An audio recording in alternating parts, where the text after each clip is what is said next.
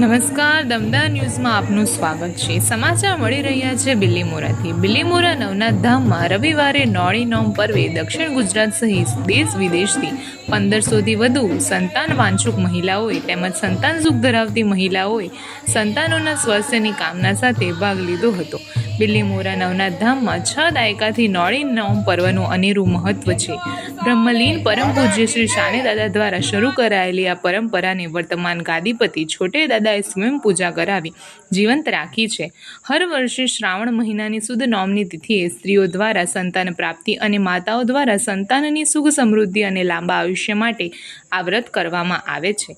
અહીં સંતાન પ્રાપ્તિની અભિલાષા સાથે અનેક મહિલાઓ ભાગ લે છે અને અનેક મહિલાના જીવનમાં સંતાન સુખો પ્રાપ્ત થયા છે। અનેક મહિલાઓ મન્નત પૂર્ણ કરવા પણ આવે છે।